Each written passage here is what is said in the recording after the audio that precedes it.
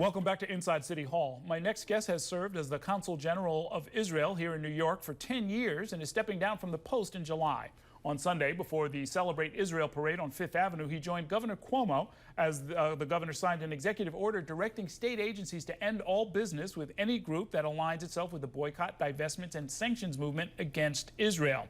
Joining me now is Aharoni, the Consul General of Israel in New York. Welcome. Very good to see you again. Thank you for having me. As I pointed out, you were with the governor when he signed this executive order. Was the executive order something you had suggested to him?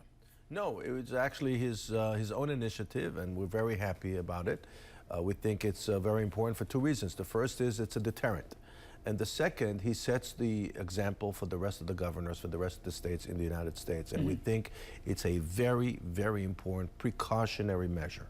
Well, yeah, I mean, and I wanted to ask you the extent to which the BDS, as they call it, movement is symbolic, or does it actually inflict real economic harm? No, it doesn't inflict real economic harm, and I don't think it will inflict real economic harm on Israel. Israel has a very solid and sound foundation. Israel's performance economically, in terms of tourism, in terms of culture, is on the rise. We're doing much better every year, but that movement represents a very damaging idea, and for the uninformed, for the uninterested, this is a very dangerous notion that Israel is a country that is illegitimate. They look at Israel as an illegitimate political creation, and we cannot accept that narrative. Prior to and sort of parallel with your work as a diplomat, you've been engaged in something that's called like sort of nation branding, right? Right. What's the Israel brand, and why is it even worth protecting? Why do nations try to brand themselves? Well, nations try to brand themselves because nations, just like human beings, are not interested in being defined by their problems, deficiencies, weaknesses, and therefore, let's say New York in the 70s was defined and associated solely with two issues. One was crime and the other was police corruption. And it was Hollywood that branded New York as the world's capital of crime.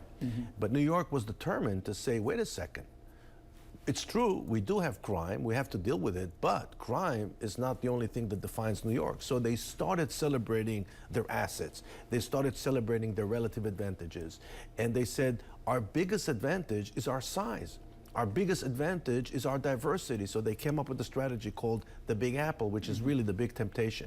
So Israel is doing the same thing. We've done the same thing, highlighting Israel's advantage as a hub of creativity. And we're so happy that even New York recognizes that by inviting to New York an Israeli technology institution called Technion to establish a campus together with Cornell on Roosevelt Island, which is the crowning achievement of Israeli academic life. I see that you are co-sponsoring tomorrow, as a matter of fact, a conference on the economic future of Puerto Rico. Is that more in that same vein of trying to sort of associate and affiliate yourself with certain kinds of discussions? Absolutely. We asked ourselves, what is important to the Latinos in the Northeast? And we discovered that the Latinos in the Northeast are seriously and generally concerned with the future of Puerto Rico.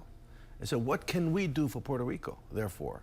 And the one thing that we can do for Puerto Rico is to bring or to create an opportunity for them to attract investors, to attract creative minds from Israel. So tomorrow we're sponsoring the first of its kind investment seminar where the State of Israel is sponsoring an event that is meant to attract investors not in Israel, but actually in Puerto Rico. Why?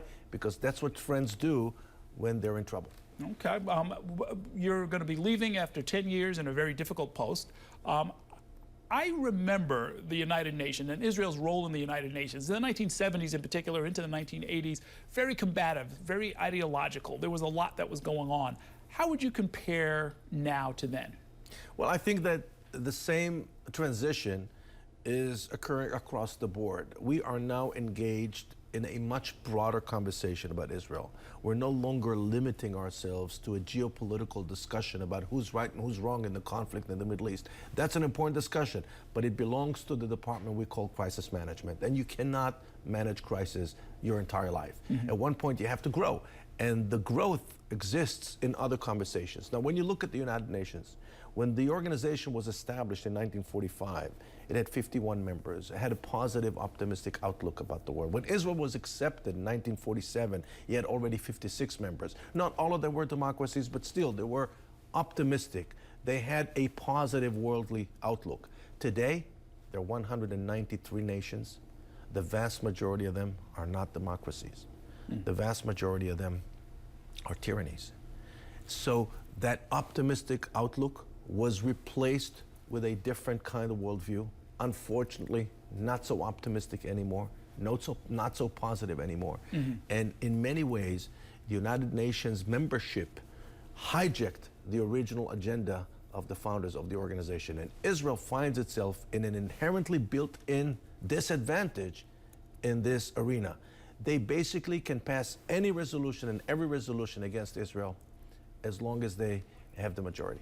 When it comes to other issues outside of the Middle East, the sort of the big problems of the world, climate change and so forth, has the United Nations begun to sort of play second fiddle or in second place to some of the big organizations like the European Union? Absolutely. I think that the United Nations is now in serious competition with other multilateral entities. You mentioned the European Union, but the European Union is a major player in the world, of course. But I think we need to pay more attention to the emerging role of multinational corporations, and especially the huge tech platforms. And I specifically refer to Facebook under the leadership of Mark Zuckerberg. I'm referring to Google under the leadership of Sergey Brin and Larry Page. I'm referring to Michael Bloomberg. I'm referring to people like Larry Ellison. I'm referring to people like Bill Gates. These are the people that have the ability to take on the big global issues.